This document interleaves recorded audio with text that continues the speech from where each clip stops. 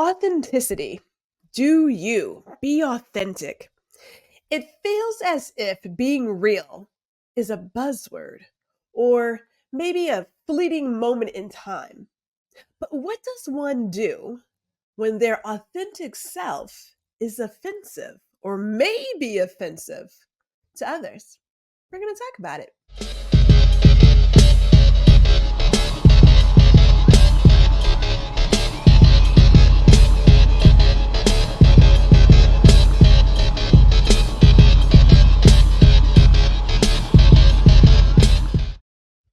Hello and welcome to Ladies Listen Up. I am your host, Gwendolyn G.R. Houston Jack.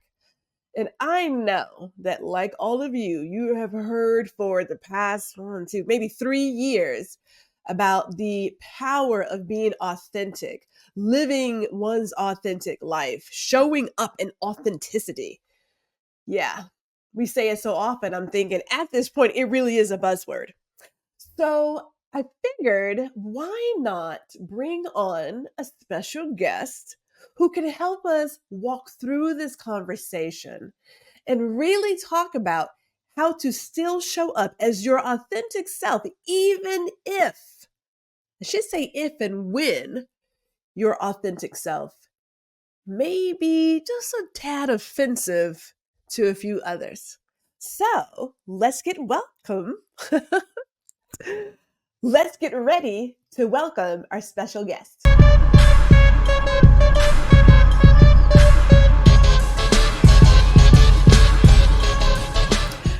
Oh, I'm excited about this conversation. I want to welcome you all to Aicila Lewis. So excited to have her here. How are you, ma'am? How are you doing? Oh, I'm really excited to be here. I love your intro music. I'm like dancing to it. It makes you want to sort of, get Yes, in the groove. it's really great. So before we get started, I want everyone to know who you are.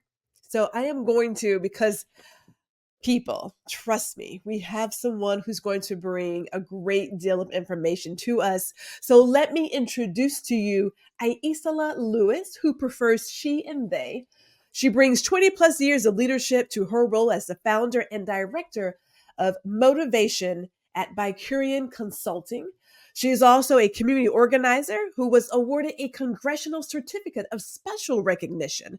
She served as the executive director for 2 LGBTQ serving nonprofits, has been the organizational strategist for multiple organizations, and is committed to supporting and amplifying the work of mission-driven organizations. Between her work leading these groups and her involvement in other initiatives, Aicila has learned the power of leading with compassion and the vital role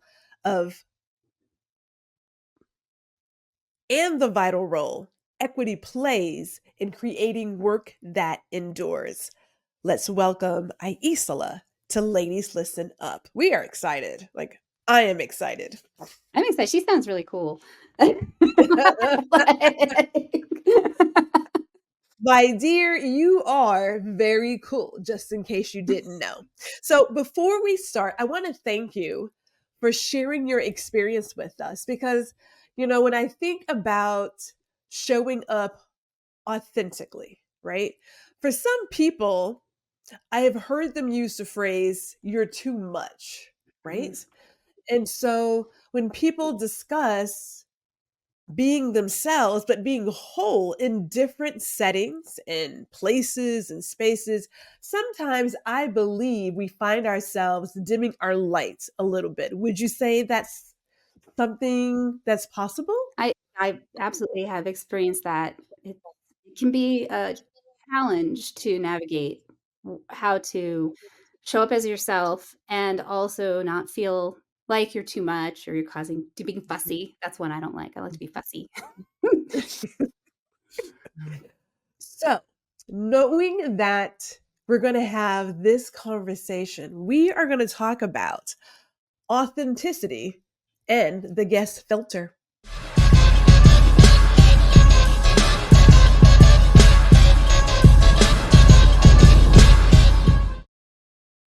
Okay. All right. So I'm going to let you be our dictionary for the evening. I'm going to Awesome. let you do it. So it's okay because everybody has their own way of looking at things, but I feel like you can really sum this up for us. So, can you start with a quick definition, if you will, Mhm. of authenticity? And after that, share with us how you live an authentic life. I will do my best to respond well to this question. Thank you. So I do start actually with the dictionary, and authenticity is defined as not false or copied, genuine and real. So that's a pretty straightforward, simple Mhm. definition. Okay. In the context of what our conversation is going to be, in terms of relating with humans, I was thinking about it from the perspective of recognizing that when we can show up in connection with our values, which are usually Mm, a deeper level of mm, who we are, mm, instead of how we express them, that is, and not instead of, but like not focusing on what we express, how we express our values, mhm, instead focusing on what mhm, those values are. I feel like that's one of the ways that we can live an authentic life or be authentic in a situation without compromising something that's really meaningful to who we are or purpose, while also respecting that space in between for other mm, people to be. There's caveat, caveat, caveat. So for folks that are like, but absolutely, you're, and I'm not talking to you. If you're like, but it doesn't apply to me, then I'm not talking to you. I promise. mhm. I'm not talking to the people for whom that resonates and who they Mhm, sense that as a feeling like, oh, okay, yeah, I know what that looks like. And part of what brought me to the show with you is, well, I was sharing about my dad, and I came out as a queer woman more than 2 decades ago, and my dad is a Republican Mormon, uh, 70-plus-year-old man living in southern Utah, and we're still really close. And it's actually interesting because I have another friend who's a similar situation, and she and I were talking this weekend about how people will like, well, why do you want to spend time with your dad when he's so different?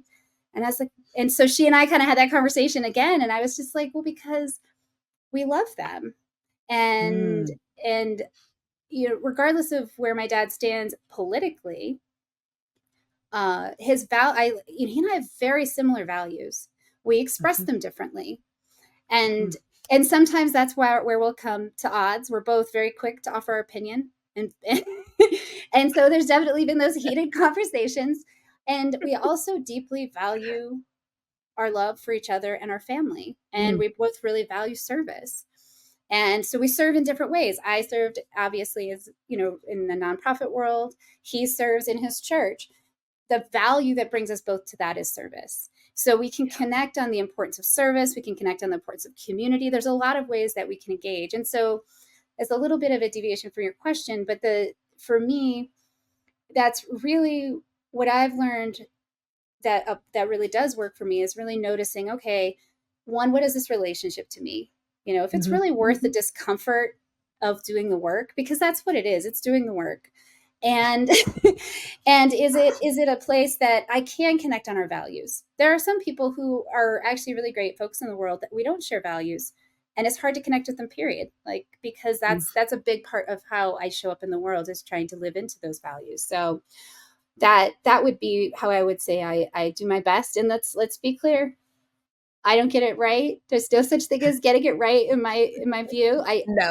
I do my best, and then I notice how that showed up, and then I maybe adjust a little, and then I try again. So I believe when you said connecting with the values versus, if you will, looking at how we express them, I think that's key. I shouldn't say that. I believe that is key. Because when I think about some of the people that I have watched, and oh, God, I'm trying to find the gracious words, so work with me here. for sure. But when people talk about being authentic, but I also feel as if there is this sort of want to take the spotlight. Hmm. It's like clearly that can't be all that you're about. There's got to be something else. Because if you really love someone, you're going to put on that guest filter and you're going to, as you say, connect on what really brings you two together. right? Like your values bring you together. Clearly, servant leadership is part of your family values too. Mhm. Yeah. I mean, it's clearly there. You're like you say, he's serving in the church, you're serving in nonprofits, but it is still serving others. Yeah. There is a way to still be yourself and not feel as if you've got to, because like no one's gonna ever really be 100% in unison. I mean, we're all individuals. Mhm. We all have our own thing. So I absolutely love how you discussed that and how you shared how you and your father connect on that one. And if we have time, I want to go back to we may have to come off the screen and talk about that other thing. So let me make sure I stay focused because I can easily go down a different rabbit hole. But tell me this, because you said that you came out, is it 2 decades ago? More Yes, than that, yeah. more than that. So when did you decide to focus on your joy and be who you are today? And did that decision impact any of your relationships? I mean, I'll say the second one first. All of them, starting with a relationship with myself, and Mm-hmm. that I can remember the first step that I can identify taking in that direction was coming out to myself and Mm-hmm. realizing that I could be quiet in my brain. I didn't have to run from that truth anymore, and I could just say, okay, this is something about me, and that was very calming. And and I would also say actually that it's something that I feel I have to recommit to often. It's very easy to slide into people pleasing or caretaking, partially because I do feel that strong desire to be of service to others in my community, and I don't want that to. I'm not interested in letting that go. However, it what you said earlier about the spotlight, I feel like the people pleasing, the caretaking can be like a fear response or an ego thing.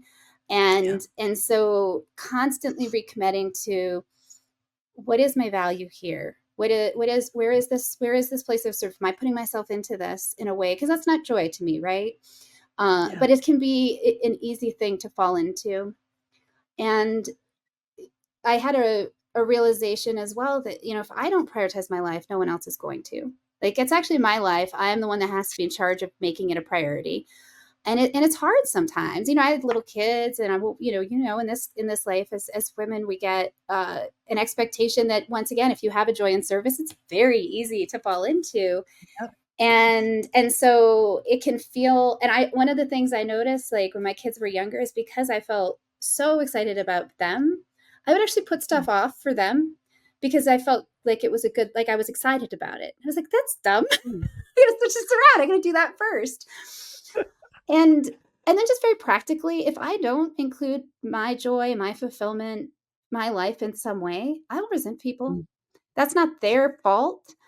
And Mm. it's not really service, and it's absolutely something I'll do. So I have to constantly remember that if I really want to be this person in the world that shows up and makes a difference and is of service, it's part of that is making that commitment to my own fulfillment, my own mental and emotional health, my own self-expression, not as the only priority, as another priority.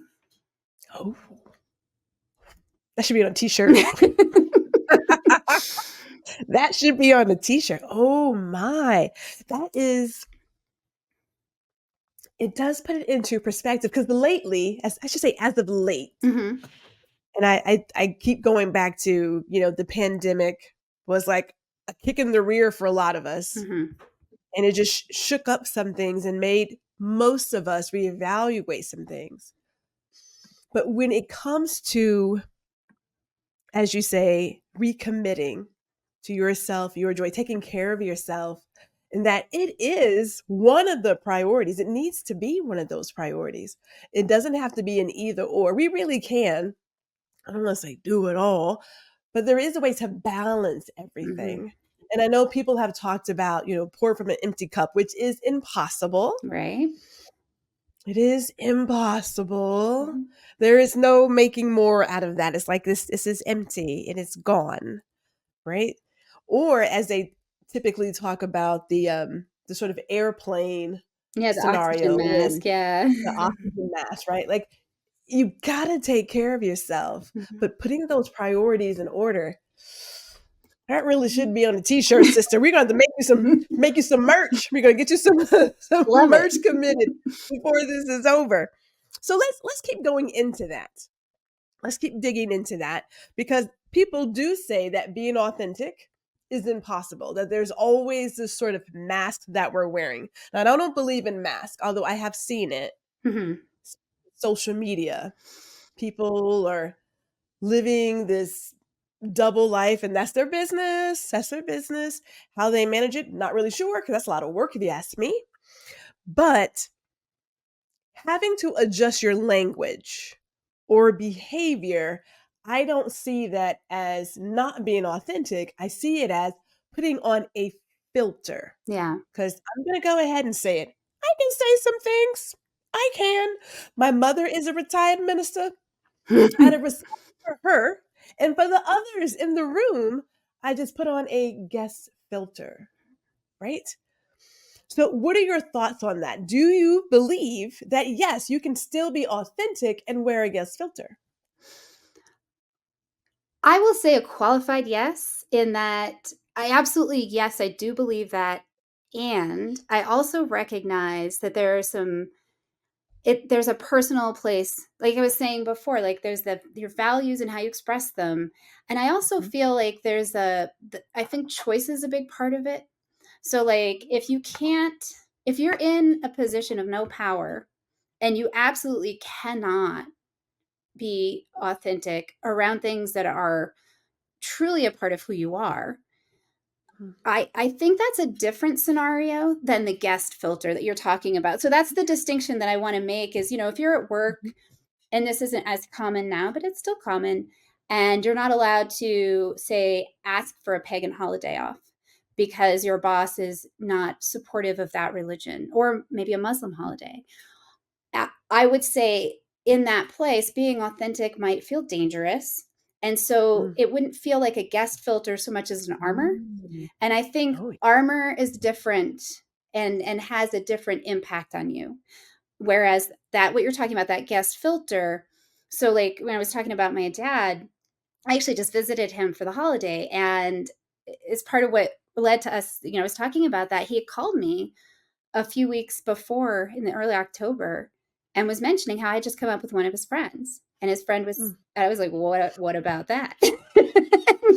and, and he said, well, his friends' kids also weren't Mormon anymore. And he was asking my dad, how he navigated that or if he had any advice. And my dad said, just love them and let them know they're Mm. welcome. And then he said, and I just want you to know, I know we have different beliefs, and I just love that we can talk about things, and that you're my daughter and you come and you get in my fridge. And I hope you know you're always welcome. And I'm like, well, your fridge is full of good food. That's the whole point being a dad. Uh, but the fact that he would go out of his way to make sure to say that to me, that's what I mean Mm. when I say there's a value, and I have a choice. Like I came out, Mm. he knows what my life is. I don't have to emphasize it over and over again. He even made a joke one year. I said I was gonna come out for Thanksgiving. He's like, "Didn't you already do that?" I was just like, "What happened?" um, and and that's not to say I'm not going to pretend that it's always easy. There are times when it's been Yeah. contentious. I felt like it was really contentious the last few years in a way that was Mm. unproductive. And I was like, we're not going to convince each other or anything, and we're not connecting. So I gave myself a Mm. challenge that I wouldn't argue with him and I wouldn't lie to him. I wasn't going to say I was okay with something or believe something, but I also wasn't going to argue. And he called me to tell me something about something in politics, and I was like, how do I respond to this? And finally, I just said, I really love that you call me when you're excited to share something, because I am. I'm glad that he thinks about me. And we do know that there are certain holidays or certain family events where I have read the advice is don't even bring this up if you want to keep a happy home. If you don't, but I gotta feel like at some point, and it's hard, at some point, we have to be able to meet in the middle and have a conversation Mhm. and not get to a place of like, rah, rah, rah. You know what I mean? Yeah. Like that has to be possible. Well, But and we do. Like I have talked to him. I'm actually not he's the most important one to me, if I'm being honest, mhm, but I mhm. love everybody. Everyone that sees this that is an old friend of mine, please don't think I don't love you. It's just my dad's special. But I have a lot of friends from the past. I went to a Mormon college, and many of Mm, my friends from that time, we still talk, and we still talk about things that we have different feelings and different understandings about. mm, And here's my challenge: everyone, and I'm going to say this not lightly. I usually like to avoid everyone, anyone, all that, but everyone can think of a belief they held to be true that has changed.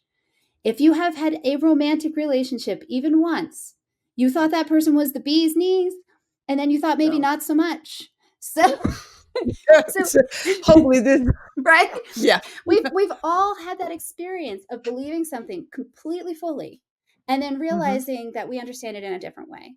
And so that's the other Yeah. part of it, is that if you're authentic, I personally believe, once again, your values don't change. Who I was as a Mormon and who I am as a queer activist, my values are actually the same. How I express them is very different. And I know I've changed my mind about things, or changed how I understand my values can be expressed. So Mm. if I can do that, then that means that whatever I'm holding up as the red cape for the bull to attack today, tomorrow I might not have a thing about it, or maybe in 3 years. So I don't have to be quite that extreme, and then I can step back and listen. And it's like this idea that maybe I'm not right. Ugh. You have a special way, a gift of being able to share an idea and give real, usable, easy to connect with examples. Because the moment you said there's probably somebody, I was like, oh yeah, I understand now. I completely see where you're going with this message. I picked up what you put down. I got it. I was like, okay, yeah, that makes great sense. I love how you really explain that. And it's in so many words. It is going through your own sort of self awareness journey and realizing that we're all evolving. Hopefully. So we're not saying, well, hope, yes, hope. Hopefully, because I know, like, you hate to say, like, we're all it's like, well, yeah, some of you guys. Okay, let me not do it. Let me not do it. Okay, so I do want to do this. Can we talk about if we'll add it in there? We'll talk about creating a guest filter or even operating in different spaces. We want to talk about doing the work.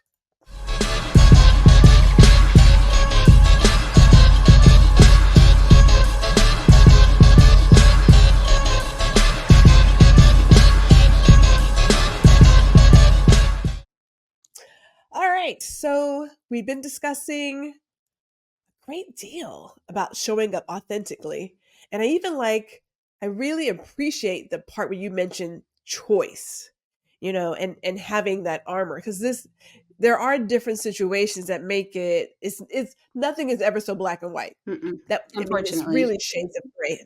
Really, yeah, really shades of gray. So, what advice do you have for our viewers in regards to developing a guest filter or knowing when to make, I guess I can't even go with knowing to make these choices, but choosing what's best for them. Hmm. Well, and I think that I thought about this a lot, and I think some of it is, understanding. So, like discretion, privacy, secrecy, right? They're all Mm, different ways that we manage how we share information, or even because we all have that. The places that we do it unconsciously are places that don't stress us out, right? Like when my children were young, there are certain things I didn't tell them. Like if I was having trouble with money or something, they didn't need yeah. that. It wasn't their responsibility, but I wouldn't feel like I was hiding something. I would just be making the adult choice, right? Like Mhm. when my mother had dementia, I mean, I actively lied to her, which I worked with a therapist around that because, I mean, and it felt bad. And it, talking to her about things, she couldn't handle the truth. Like, not in the Jack Nicholson, you can't handle the truth from way, but just, Yeah. but literally, I had to re engage in how I engaged with her because of the situation that she was in. Mm, And so I think the difference with a social issue, right, and these other things is that there's a way somehow that, like, when I before I came out, um, I felt like I was hiding things from people that I cared about, and that felt bad. I didn't Mm, want to be lying to them. And at the same yeah. time, I was afraid they'd reject me. I didn't actually talk to part of my family for almost 9 years because I was afraid they would reject me, and I just didn't feel like I could handle it. And one of the places that I got to in that scenario was sort of the difference between sort of coming out, which is this really awkward thing. Hi, let me tell Mhm. you about who I like to date, versus being out, which is in a social situation, being clear that I know who I am and what my life is, Mhm. and Mhm. what I would consider to be reasonable to share in that Mm. situation, regardless. And Mhm. so that level of privacy or discretion, what would I talk about? Would I tell my family the details of my finances over dinner? Probably not. So I don't need to Yeah. tell them the details of my romantic life over dinner. However, I might say, I got a new job. So therefore, I might say, I'm dating a new person and talk about them a little bit.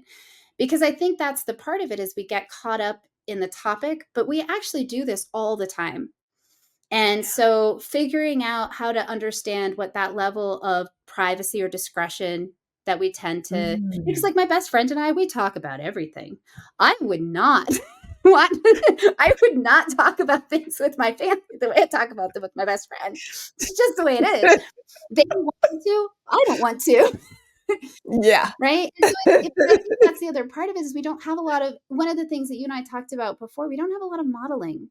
And so the modeling Yeah. is either like emotionally vomit all over everyone, which just feels gross to everybody involved. I don't care what the Mm. topic is. Or say nothing and hide, which actually also feels really gross to everybody. Yeah. Nobody wants you Yeah. to be sitting there squishing yourself into the tiniest box you've ever lived in, Mm. nor do they want all of the details of everything about anything. No, just your BFF and your journal.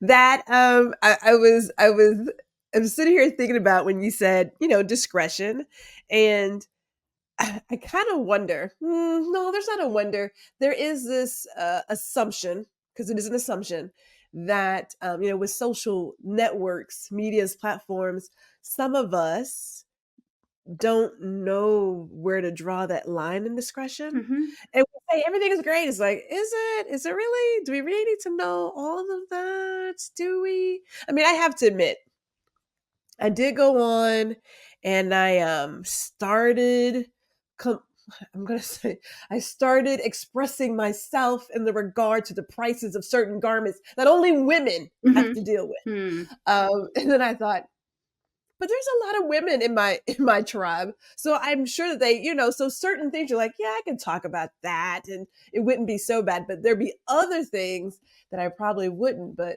I can definitely see where there is that place of what do we want to share, why are we sharing it? Mhm. This Because in that exact same deal you can easily go from, I just want to share it with you because it's like heavy on my heart, to I'm looking for something extra, Mhm. just a little. It's like I didn't need to know all of that, but no, I'm not going to thank you for taking that time. No, I'm not going to do it. Mhm. But I love that idea of thinking about discretion and privacy and knowing just what not to say. Yeah. You know, depending on who you're with and where you are.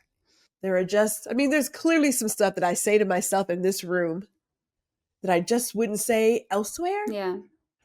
And when I'm driving, I admit, when I am driving, I am certain that I have crossed a lot of roads. That's fair, right? Nothing really awful. Mhm. Nothing really awful, but my mother's Mhm. a senior citizen and she drives 35 miles an hour. So I'm not going to say that I don't say that people drive like my mother, and that's not necessarily the most positive comment right there. So let me do this.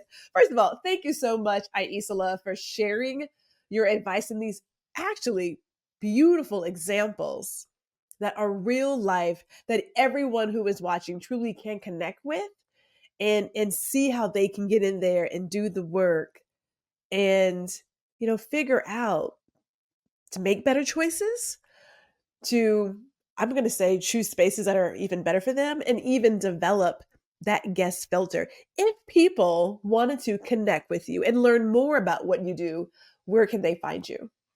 Well, thank you so much for your kind words and for inviting me to be on the show on this topic. It's truly a delight. And I'm so excited to have had this opportunity with you. And the best places to find me are my website, which I'm going to spell, although I think my name's up here, Bicurean, BICUREAN.com.